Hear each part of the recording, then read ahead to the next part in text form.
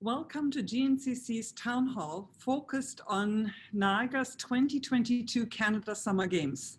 My name is Mishka Balsom, and I will be a moderator for the next hour.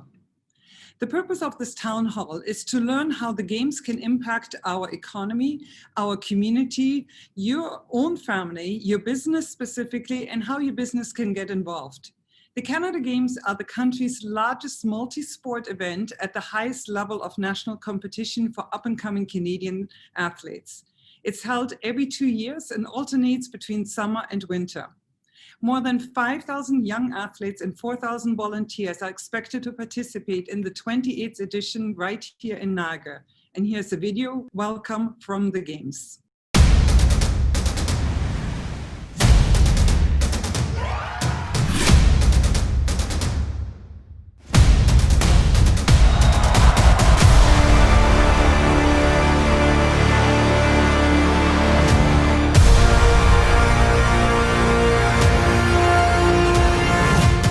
For every start, there is a finish line. For every stumble, a triumph. A groundbreaking for record-breaking. Lifting these to lift these. To celebrate and inspire. With the strength of a community or the support from a familiar face. We are ready for adversity. For the hype. For the chants and cheers. For the sweat. For the tears.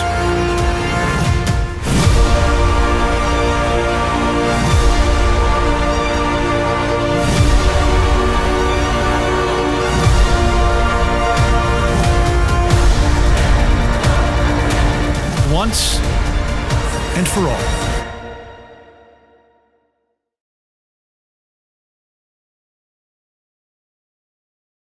Such a great message, actually. We are fortunate to be joined this morning by Doug Hamilton, who, after chairing Niagara's successful bid for the now 2022 Canada Summer Games, continues as volunteer chair of the host society responsible for organizing the Canada Summer Games in August of 2022. Doug worked as a lawyer in Toronto for 30 years and moved to Niagara 10 years ago with his wife Lynn when their son started playing hockey for the Niagara Ice Dogs. A former world champion and Olympic medalist in rowing, Doug has continued to be active in Canadian sport as a volunteer with several national sport and multi-sport organizations. Doug, we're truly thrilled to have you with us this morning. Thank you, Mishka, and thank you for undertaking this venture. It's very, very helpful to communicate our message, so thank you very much. Great to have you. This town hall is an interactive session of a dialogue, and we encourage all you participants who are with us this morning, if you are on mute and or have any questions currently that you would like to ask, there are two options available to you. You're currently on mute, but what you will see on the right-hand side of your screen, there's a symbol of a hand right next to your name. By clicking that, we know that you want to ask a question and we will unmute you. Please watch for it. And the second option that you have to become part of this dialogue is called a chat function. It's a field where you can type in the question. We can see it on our end, and we will do our best again to get to all of the questions. And lastly, we had a really high number of questions and inquiries coming our way via social media and email. And I will lead with some of them at the beginning of it and then get to all of your questions during this next hour. Doug, in September, the Canada Games Council and Niagara Host Society made the difficult decision to postpone the Games to August 2022 as a result of the COVID-19 pandemic. What benefits are there to postponing the Games, and why is this a better result for the Niagara region and its local business community? So we made the decision to postpone the Games for a couple of reasons. One is that as our message came through in the video, this is a once-in-a-lifetime chance for Niagara to host the Games. And the Games are hosted on a rotation across the country.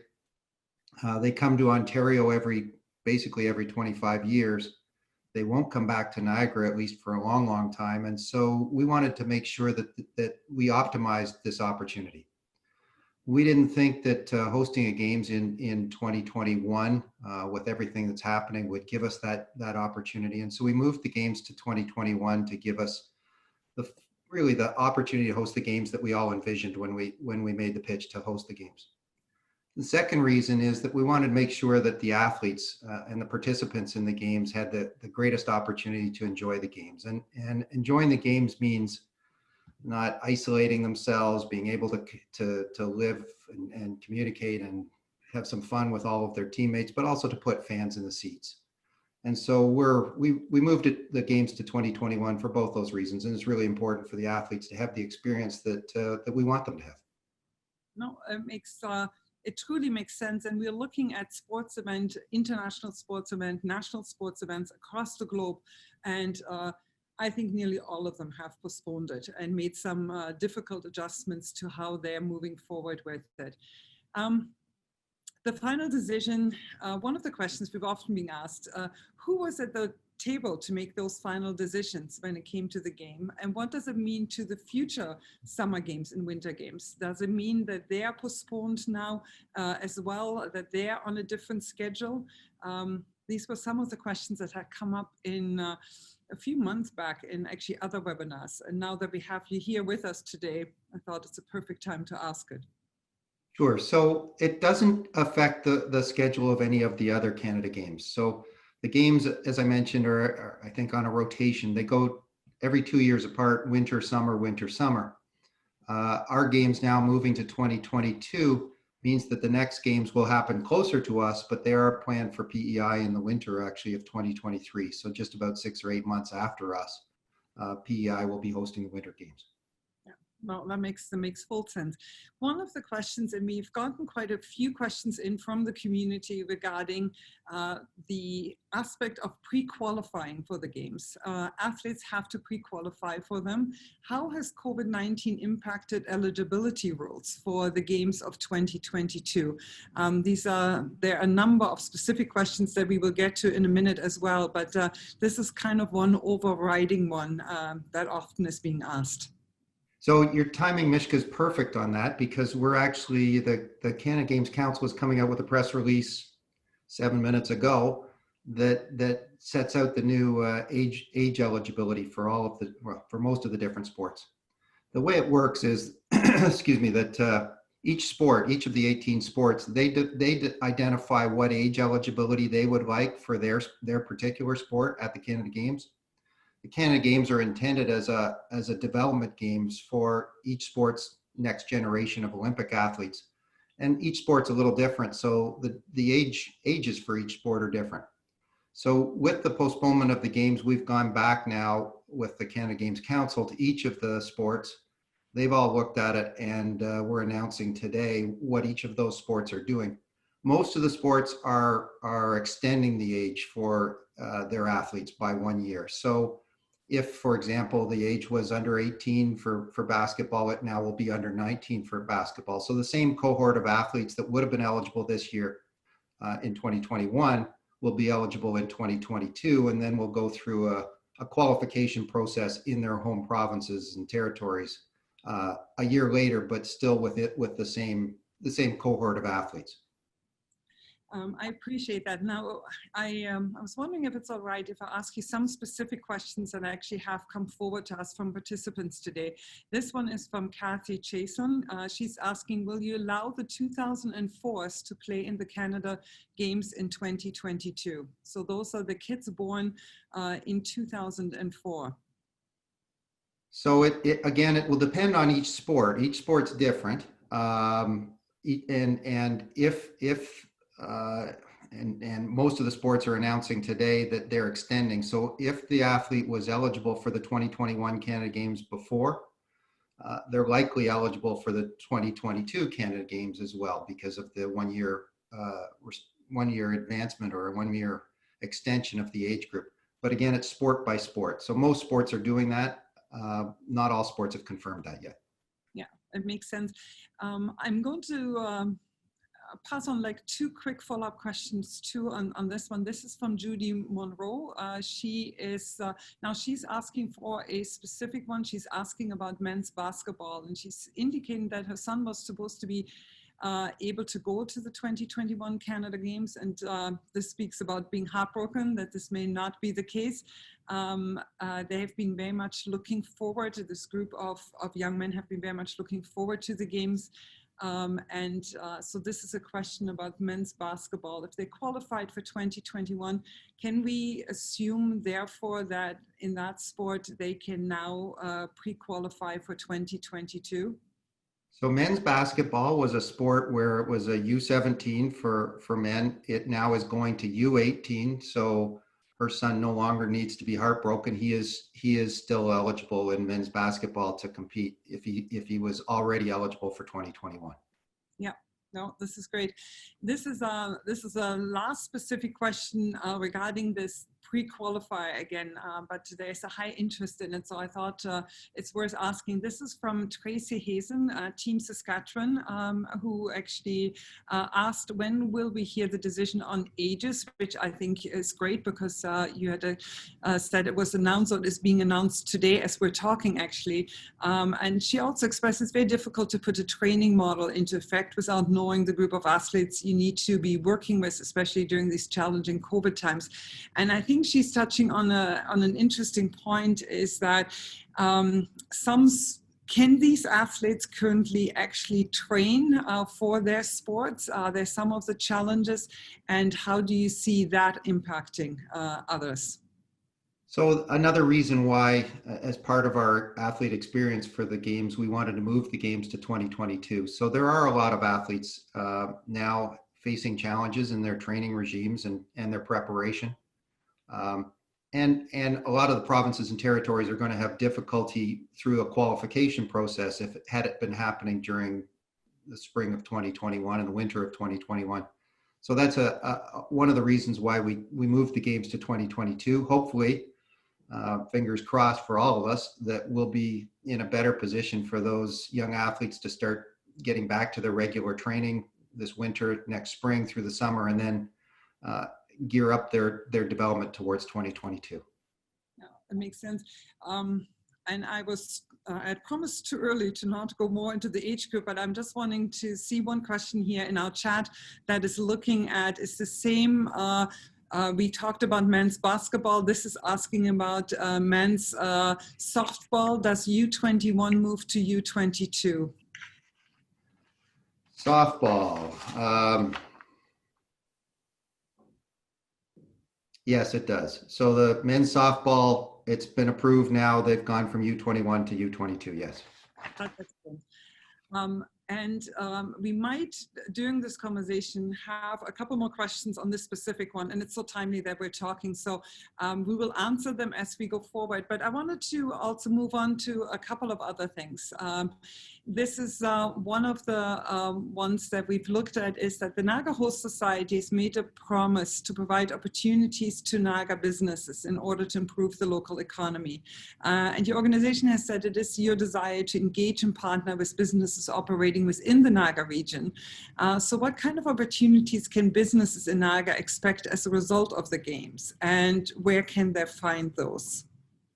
So we've got, hosting a games is a very large operation. We've got projects that range from infrastructure projects like Canada Games Park, which is a $90 or $100 million infrastructure project, smaller infrastructure projects, as well as the actual preparation and staging of the games and the staging of events leading up to the games. So there are a lot of different opportunities, whether they be companies interested in participating in a construction project, or companies interested in providing supplies and services during the hosting of a large event like this.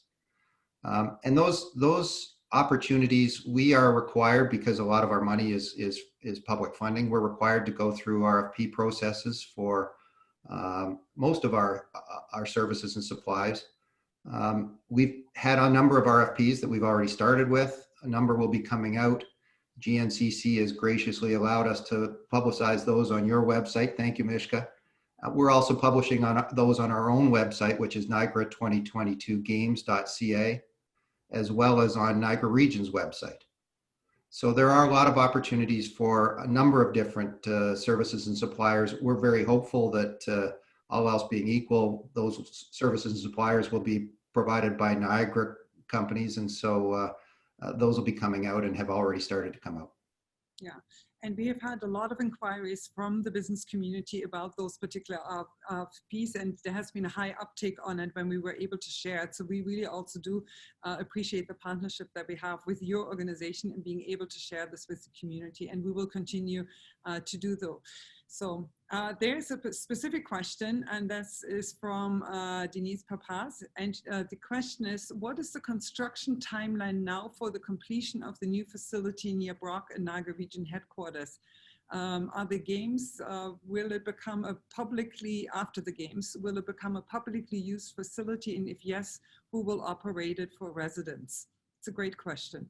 Great question. So Canada Games Park is a for those who aren't aware, is a multi-use community facility intended to be that will be used for the games, but is intended to be a community facility afterwards.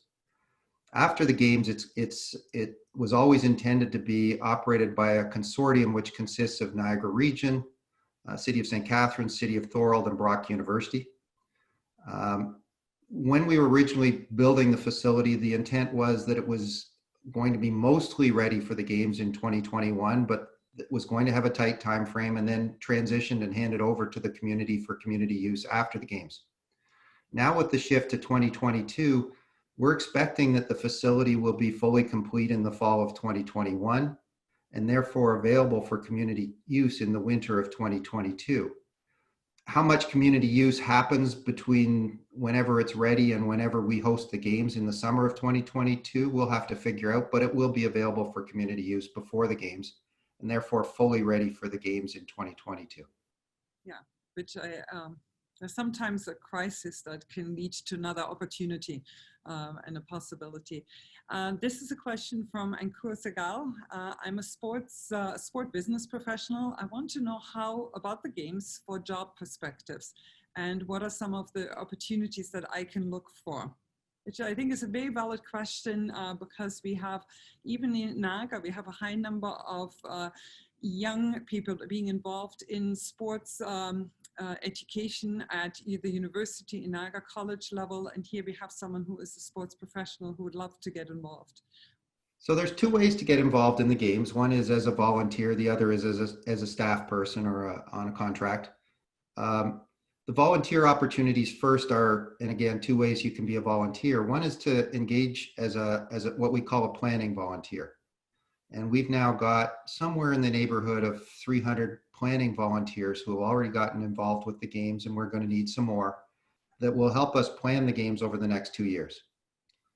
And then beyond that, we have Games Times volunteers, which are people that we're going to recruit really in the last 6 months before the games. Those people we're going to need, I know we've been using the number 4,000, it's closer to 5,000 Games Time volunteers to come in and help us run the 2 weeks of the games and some of the events in advance of the games during the lead up.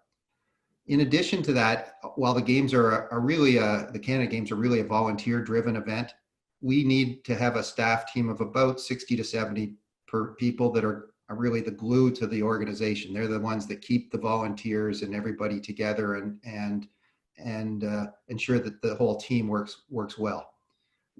At this point, we've got about 20 full-time staff that are now in place. We'll be adding to our staff complement over the next 2 years, and it's really a ramp up so that by next year we'll have approximately 40. And then by the time we get to the games, it'll be 60 to 70 different staff. Again, those positions are advertised on our website and they come up as they're available. So if there's somebody looking for a staff position with our games, then our website's the place to go look, and there will be a ramp up for that. One of the challenges that we had is that we actually now we were one year out from the games as of September.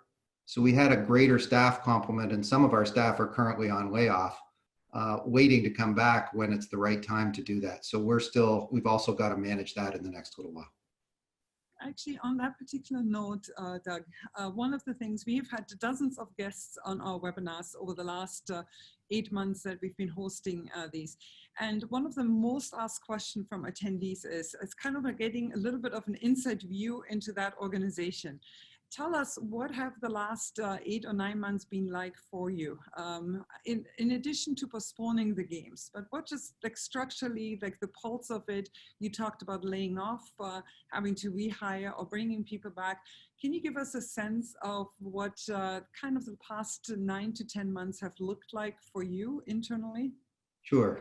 So it's a really complex event to host, and it's a complex event to host because as you know, it's Canada's largest multi-sport event. You've got 5,000 athletes, you've got 5,000 volunteers, but it's really that volunteer team and volunteer-driven approach that means that you have to go out to the community and ensure that you've got the volunteers both to plan the event as well as to deliver the event later, as well as a really super team of staff that can come together. And they're a really small staff team for this kind of event. And as I mentioned, they're the glue to the organization. So we've been focusing on the last year of putting together a really good staff team and a really good team of planning volunteers to do this. And so we think we're in a great position now with the people that we've got, and they're a terrific team. We're looking to add to it all the time. But it's an event that ramps up as you get closer. So we're in constant ramp up mode. And the strange thing of going from 2022 to 2021 is that while we're in constant ramp up mode, we actually had to take a step back because we were 1 year out for the games. Now we had to go back to where we should be 2 years out from the games, which was less staff. It meant that some of our planning volunteers who had already done a tremendous amount of work to be ready to be 1 year out from the games were now 2 years out from the games and had to go on pause, take a little break, and make sure at the same time that they've got everything they want to be ready. But we took a step back, and that was a step that no Canada Games has ever had to take. And so there wasn't a playbook for it, and we had to sort of work through the last few months on how to do that and get through this pandemic. At the same time, as everybody else is trying to figure out how to keep moving forward in a pandemic. So it's been challenging, but I guess it's always interesting. Yeah, I think some of the things that you're mentioning, so many other organizations, private and public ones, had to go through the same one. I don't think I've ever had a year where I have heard from so many organizations rewriting their, not as much their strategic plan, but the tactical approach to it, looking at different ways of delivering the services, staying in touch with them, their communication being so critical to it. So I can imagine with the undertaking of such an important event with so many different people involved in it and so many different families involved in it from an athlete's point of view and volunteer point of view, it would have kept you busy or more than busy. One of the questions that has also been asked is that you speak about 4,000 to 5,000 volunteers, likely closer to 5,000 volunteers. With Niagara being around 475,000 residents, are you expecting that the majority of them are coming from Niagara, or are you also reaching to outside of Niagara, neighboring communities or across Ontario, Canada, for some of those volunteers as well? We'll be doing both. So it's an interesting thing. When you talk to people who have volunteered at past Canada Games, they all talk about the experience and how many of them talk about how it changed their life and how they enjoyed it so much. And so there are some volunteers with these games that move from games to games and want to continue to participate and will come to Niagara just to volunteer for the games, whether they be from Southern Ontario or somewhere else in the rest of Canada. So there will be some of those people, but we're really hopeful that the Niagara community will see this as an enjoyable opportunity and something that they want to be involved in. So we're hopeful that most of our volunteers will come from Niagara. Yeah. Here's a quick question from one of our many participants today. This is from Lynn Cozina, hoping to be a game volunteer, but also interested in being a planning volunteer. How can I get involved? Okay, so our website, which is Niagara2022games.ca, right now has opportunities for planning volunteers listed. And we'd welcome more planning volunteers. We're constantly, as I mentioned, in ramp up mode. So if there's interest, that's the place to look and see if there's a particular position or area of responsibility that you're interested in. We're shifting slightly now from volunteers. There are some follow-up questions to some of the questions we had earlier, but I want to go to this one. It's by Diane Wilson. And Diane is asking, what area do you anticipate the visitors supporting the games will come from? What should a company do if they want to get involved in the marketing efforts of the Niagara 2022 Summer Games? And I think that's a really interesting question, is to saying, where do visitors are coming from, and what does it mean to organizations and their marketing opportunities? So this is one of the interesting things about the Canada Games is when they were started back in 1967, it was Canada's centennial. And so what people sometimes overlook is the fact that the Canada Games were intended from the start not only to be a large multi-sport event, but a cultural festival as well. And so the intent is that unlike any other major games, there's really a split focus between sport and culture. And so we have a number of things happening during the games in addition to sport events that are, we'll call it our, in addition to the opening and closing ceremonies, we have a 13 for 13 program where every night across Niagara, we're going to have one of the provinces or territories partner with one of Niagara Region's municipalities and put on a party. And so the flavor of each of those parties will differ depending on the province and the particular host municipality and what they want to do, whether it be Alberta at a country and western flavor or a different flavor. So that's happening throughout the full 2 weeks of the games. So there's a lot of opportunities to be associated with those events and the marketing of those events, and in addition to the marketing of the games. And so those cultural events, we're really very much looking for people to help us support those. We're partnering with each of the 12, 13 municipalities, if you include Niagara Region, for those events. And so there's lots of opportunities to be involved. That sounds good. I want to say a little bit on that aspect of how can the business community get involved and support it as well. One of the questions that has come forward, beyond just the infrastructure project, the whole society often says the games themselves are going to leave a legacy for years to come, which begs the question, what legacy beyond physical structures will the games leave behind in Niagara, and what opportunities does that represent actually for the business community? So some of the legacies that are what you would call social legacies, community spirit, and other things, but some of them are more tangible. We will, of course, by having 5,000 volunteers in training and doing that, we will have more trained volunteers able to host different future events. We will be training local officials that will be able to continue their involvement in sport in a number of different ways as officials in sport. But for the business community, it's an opportunity to promote yourself associated with the games to Canada, to Southern Ontario, and I know we're all struggling with the whole tourism connection in Niagara right now. This is an event that will be high profile for Niagara, and it's an opportunity for us to showcase ourselves again as the wonderful tourism community that we are, to a whole new group of people coming to Niagara and watching the games from afar. So I think there's some incredible opportunities in the tourism sector, as well as opportunities in associated with the supplies and services that are associated with the 2 weeks of the games and all the events leading up to the games. Yeah, no, I really appreciate it. Doug, as a result of the games being postponed, what impact does the Niagara Host Society believe this will have on the financial forecast of the games? Could this delay or help restore what was originally anticipated? So there's two sides to that coin. The delay of the games does add an additional year of costs for us. So there are some administrative costs, whether they be staff salaries, office space, some of those things, changing the logo from 2021 to 2022. So there are some additional costs for us. On the other side of that, though, we're very hopeful that by hosting a games in 2022 compared to 2021, that we'll be able to have the financial resources that we always intended, that we'll be able to put fans in seats, that we'll be able to sell seats, that we'll be able to have sponsors be able to contribute in a healthier economy than it is now. And so we're hoping that our revenue from the games also increases as a result of the delay in the games.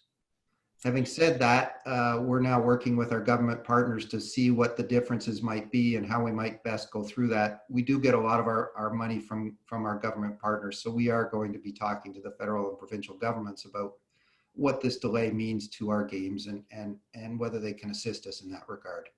They were all very supportive of moving the games to 2022. Yeah, I would imagine so.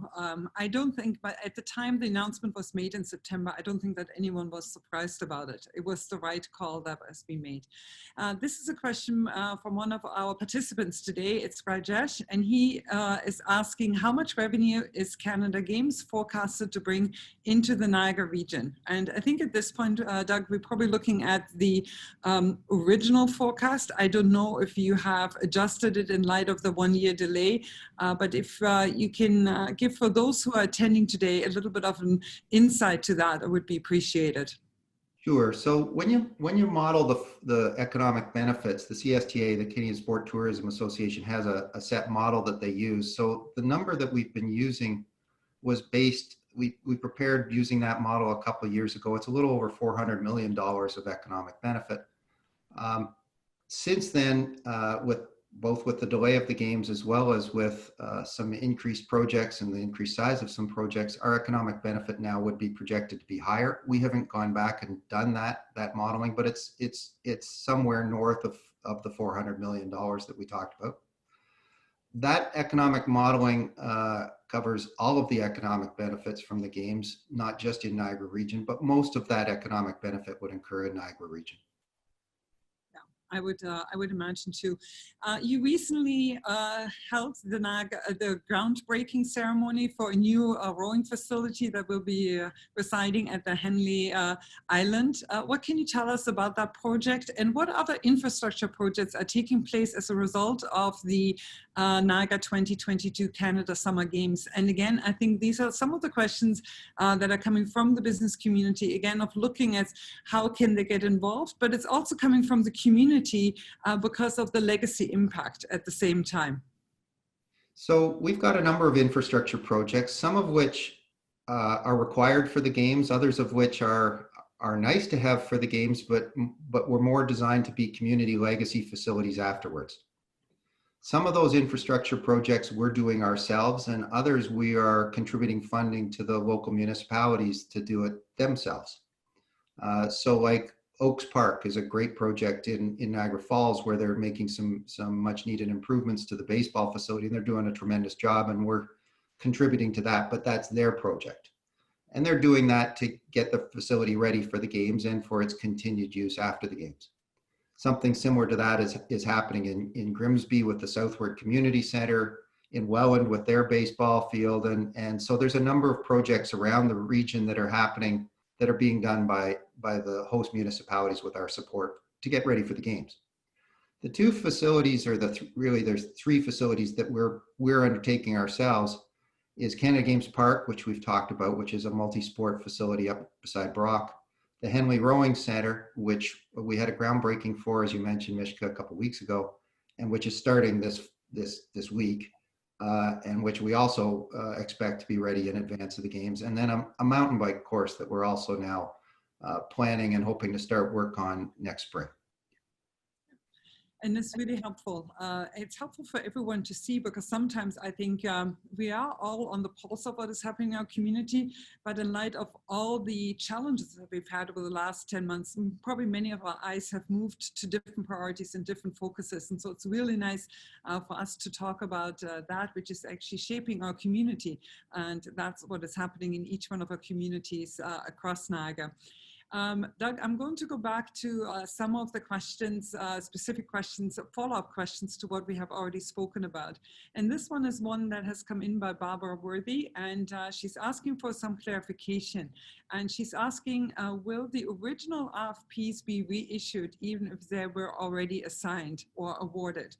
And I think it's a valid question that probably some people are hoping for, especially those that might have missed that opportunity.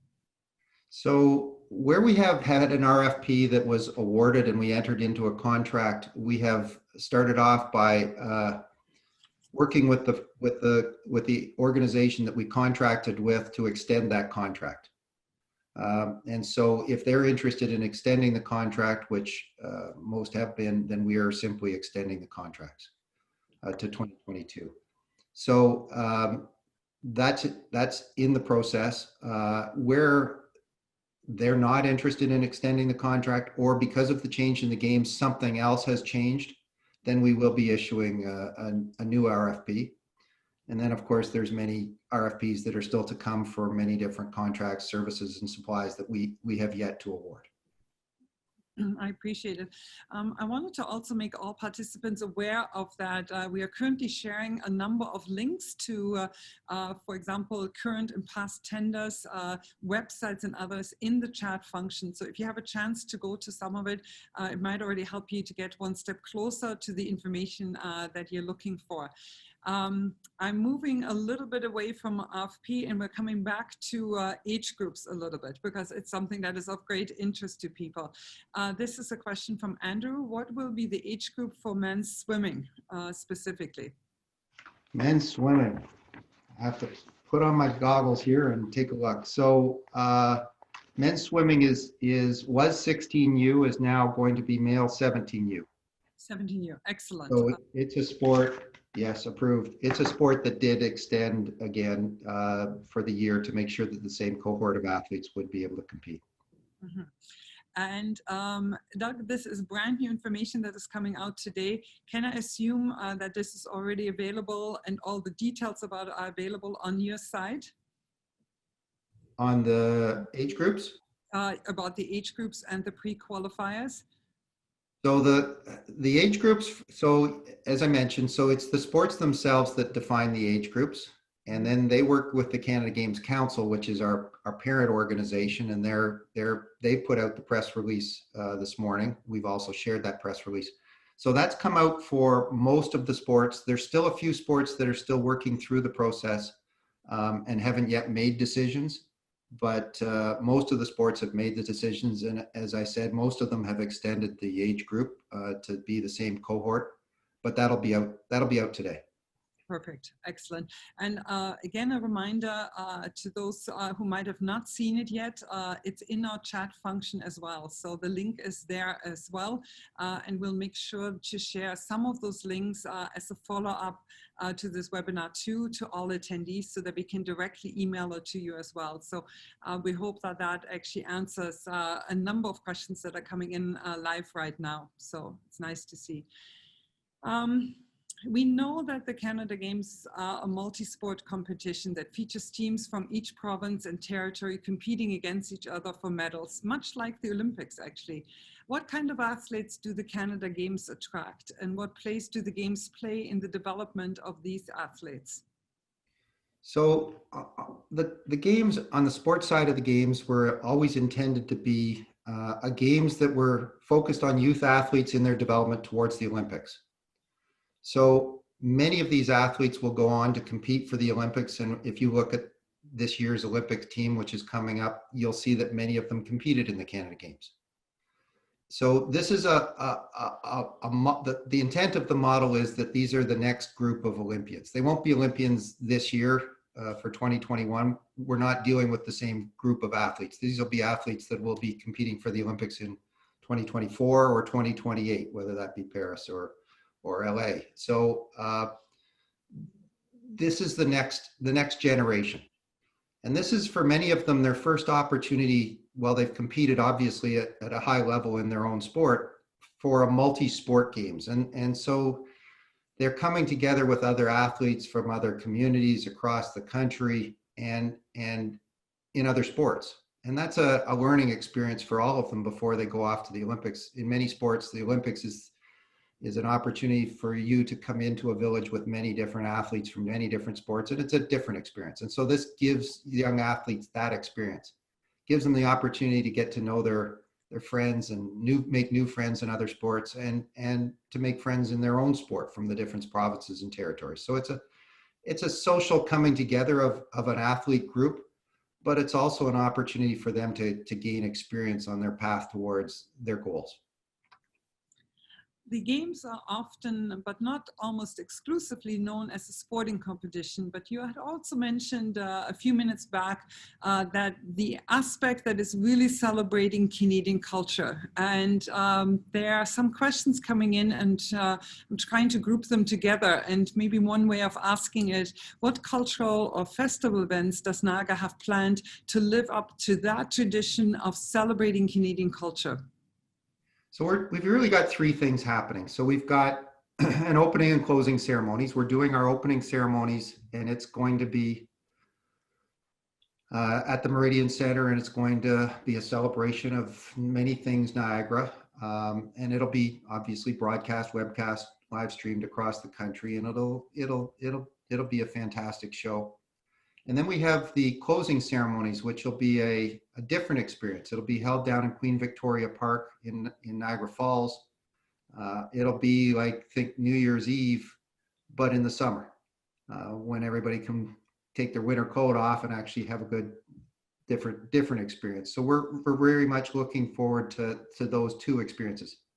In addition to that, we're planning two different things. So up at Canada Games Park, particularly now that it's going to be ready, we're going to create a festival location with a stage and a number of different vendors and a number of different booths and other things that are going to showcase Niagara and all things Niagara. We're calling it Niagara Place.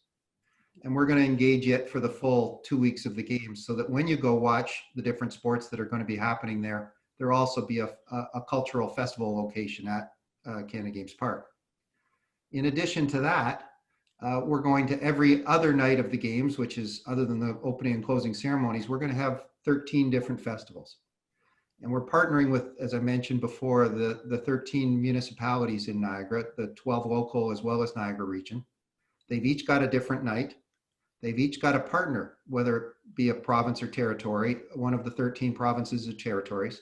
And they're going to partner on a different event. And you can see the obvious partnerships. You can see Welland and Quebec and their Francophone communities coming together. There's an obvious partnership. And you can see some of the other partnerships, whether it be some of our municipalities with a marine or a lake heritage and a sea heritage partnering with some of our East Coast. You can see the wine partnerships with different provinces. And so we're going to have different partnerships that create an event every night, a festival, a party that will be open to the public. They won't be tickets. And it's going to be, every night of the games is going to be a different cultural festival. And it's something that I think is going to be a highlight of the games. Yeah, I truly like that. I love that aspect actually of it, because it's in many ways, as we're talking about it, it's great for Niagara, but it's so good for Canada at the same time. And at a time when we really, probably likely really need to come together to celebrate again. And I think it will be so welcomed. This is a question from Alex McQueen. And again, there's more and more businesses that are currently part of the chat or emailing or messaging us and saying they really want to get involved. The question is, what would be the process for a business to reach out to learn how they can become involved as a supporter with their specific products? So this might be less for some of the services that are needed. Alex is coming from the point of view of particular products. Okay, so again, to our website. So if there's a particular service or product or question that you have, we have an opportunity to do that on our website, and I encourage everybody to reach out. So it's not just an opportunity to sit back and wait for us to advertise, but if you've got specific questions, we welcome those questions. That's great. And I think it's really helpful to people too, is being able to actually reach out to your office too and ask those questions. This is a follow-up question to some, I believe, the volunteering that is there, and this is coming from Janet House, hiring people to work the games paid positions from now until after the games end. Do you also allow people from the United States to join your team? Sure. So I mean, we are advertising for different positions, and we'll continue to advertise for those positions as we ramp up to the games. And yes, we've got people from Niagara as well as from all parts of the world that have joined our team, and people that have come from from other countries. So absolutely, we're looking to take the best person available and help us make the games the best games we can have. Excellent. We've got a live question coming in from Karen Wright, and I'm just going to unmute her, which should allow Karen actually to ask the question live. Karen, I think we did unmute you. And I'm going to ask my colleagues to ensure that you are unmuted so that we can actually hear your question. Can you hear me now? Yes, we can actually. Thank you for joining us this morning. Oh, thank you. I'm at a restaurant right now having a coffee. I was, pardon me? I'm so glad you're supporting local restaurants. Good to hear. Exactly. I was wondering, as a retired school teacher, if there has already been a process started to involve elementary and secondary schools in the oncoming games, and and who I should contact to try and get that going. If it's already going, that's wonderful, but I think it's a great opportunity. And maybe you can answer that. Thank you. Thank you so very much, Karen. That's a great question. In case some of our participants weren't able to hear it, the question from Karen, a retired school teacher, is coming: how to get elementary and secondary schools involved in the games. Over to you, Doug. Thank you, Karen. Good question. So we've had this is an area where we've had to constantly shift and change our plans, which was our school engagement. So we have had plans to be out in the schools really starting this fall and this winter. As a result of COVID, we put those on hold, and we're waiting to start that up next year. So if you're interested in being involved, there's lots of time now to still get involved, because COVID pandemic permitting, our hope is to be out in the schools either later this year, but certainly in the fall of next year of 2021, to start engaging the kids, to start doing a number of different things. We've got a mascot that we've created. We want to get the mascot out in the schools. The Canada Games has an educational program that we would like to take out into the schools. And then we'd like to host some events in the spring of 2022 leading into the games. So there's lots of plans.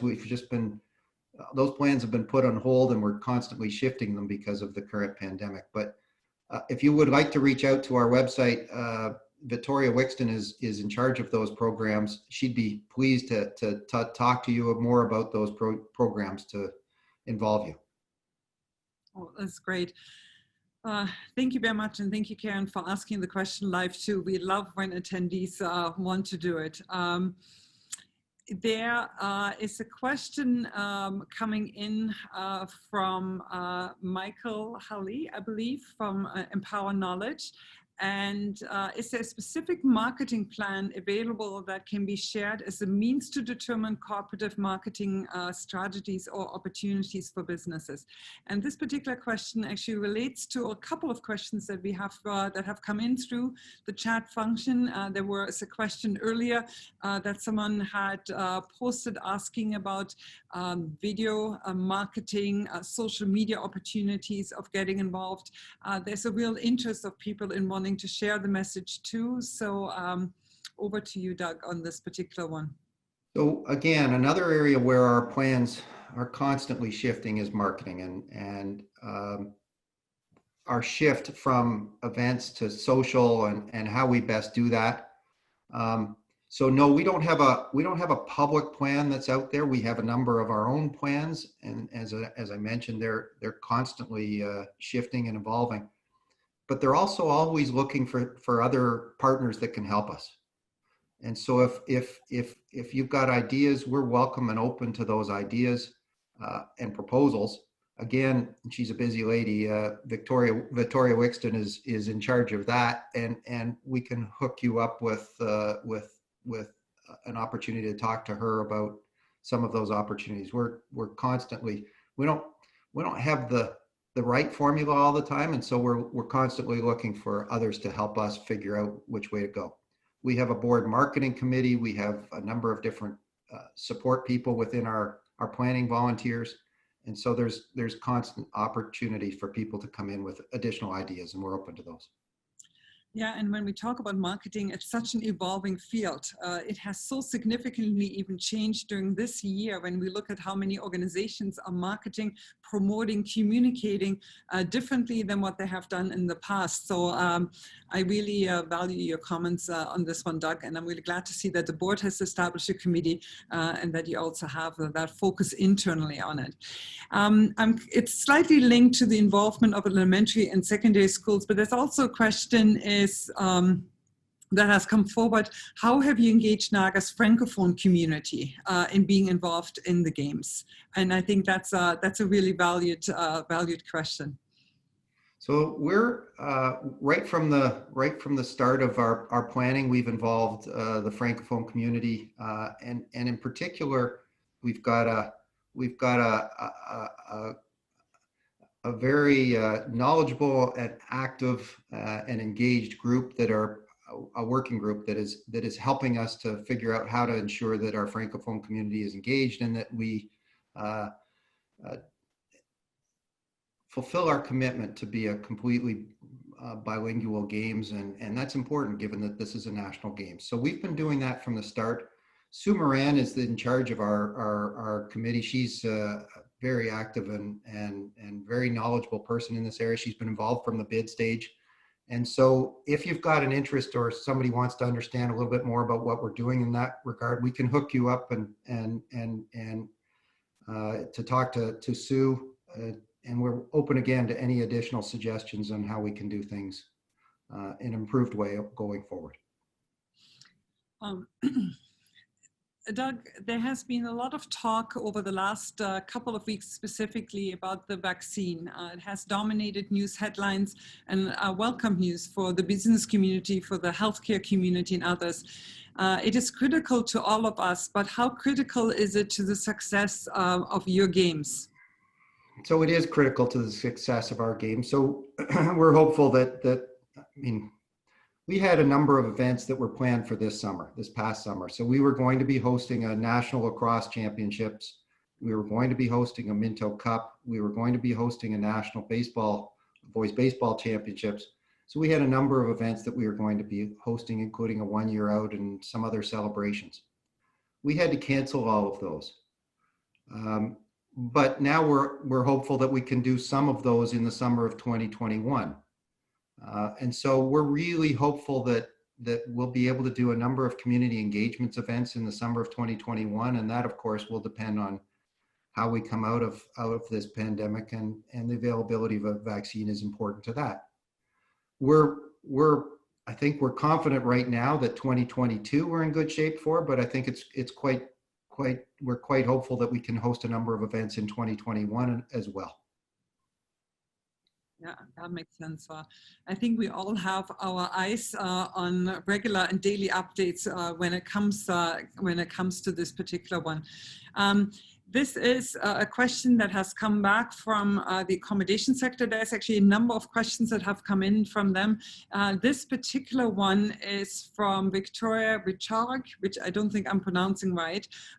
It's owner of the Oasis in our garden, and she would like some information on the accommodation committee so that she can get on the list of accommodations available very close to Port Dalhousie.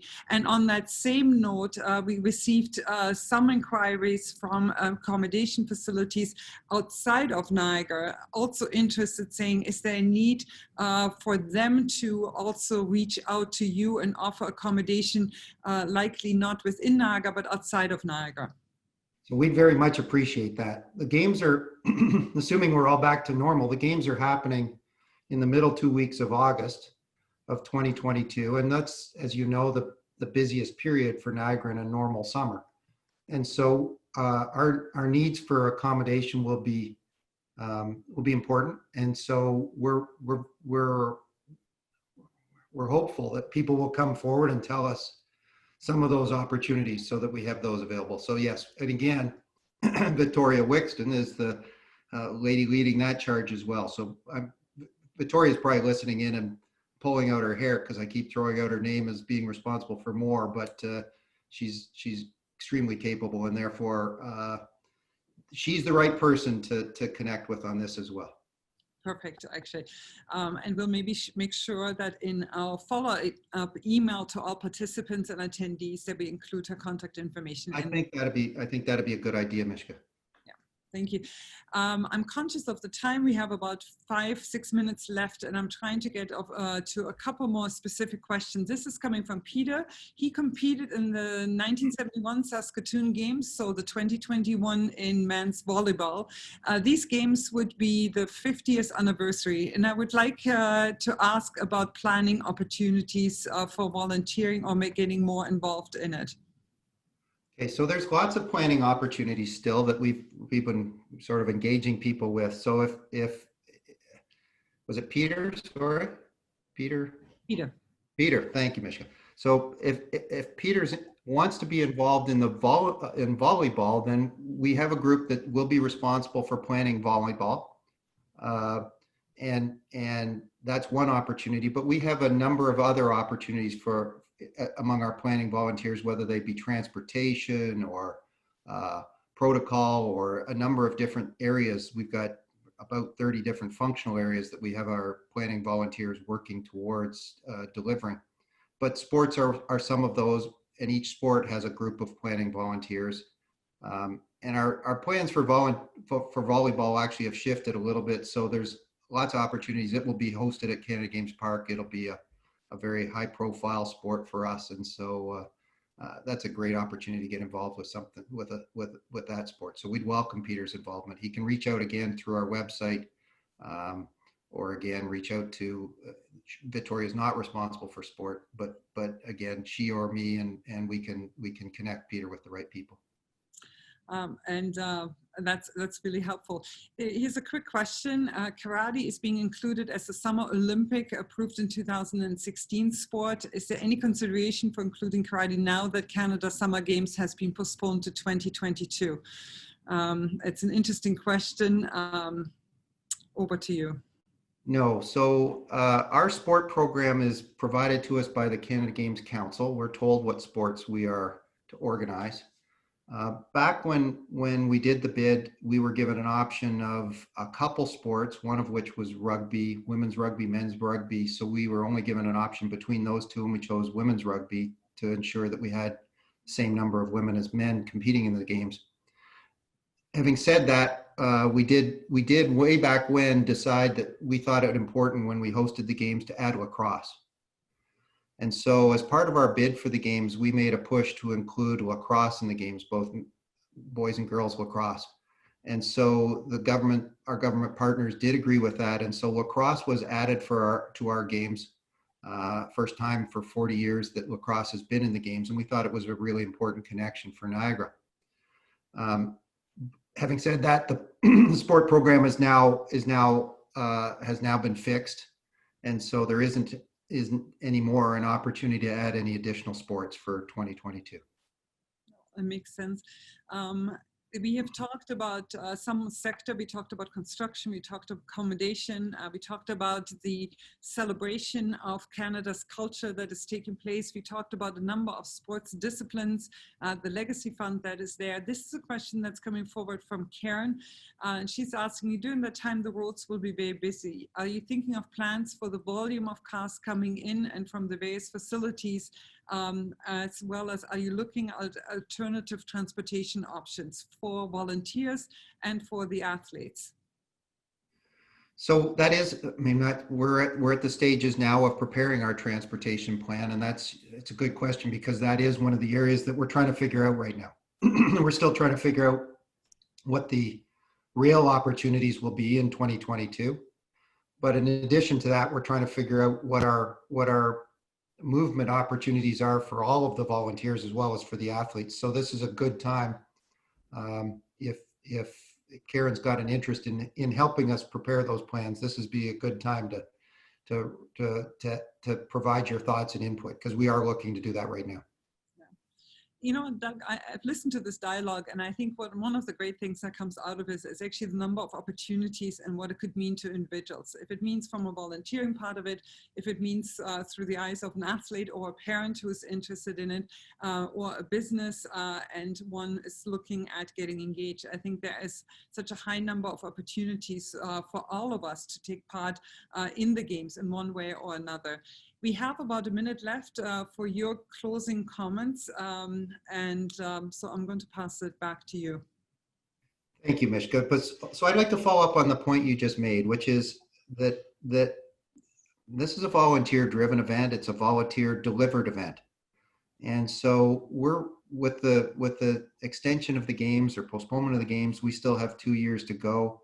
It gives us an opportunity to reflect. It gives us an opportunity to plan more. It gives us an opportunity to reach out to different members of the community. And we're really hopeful that people will see this as an opportunity to get engaged in many different ways, whether it be a business that wants to get engaged or a volunteer that wants to come to us.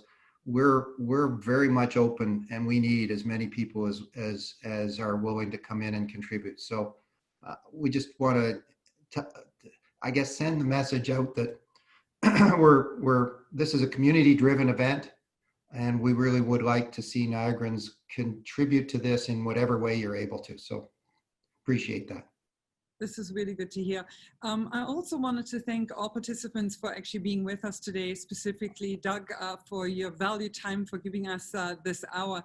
But one of the things for those of you who can't read all the chats that are coming in, we are actually getting currently messages from Quebec, from Saskatchewan, and from across the country on this particular event about how to get engaged in it. And I think this is really nice to see for us as a community, and looking and seeing the impact that the games are going to have, not just on our region, but for all of us and across Canada. So it's really nice to see. Thank you all for being part of it. We talked about a lot of specific information, and I have to say this has been one of our few webinars where we haven't been able to get to all of the questions, but we tried to bundle some of them together and provide you with the necessary links, which will also be emailed to you right following this recorded session that is going to be available on our site as well. So thank you to all participants for joining us, and thank you all for thinking of getting involved and taking part in the games that are going to be so crucial to this next generation of young athletes. So thank you, and have a wonderful day. Thank you, Mishka.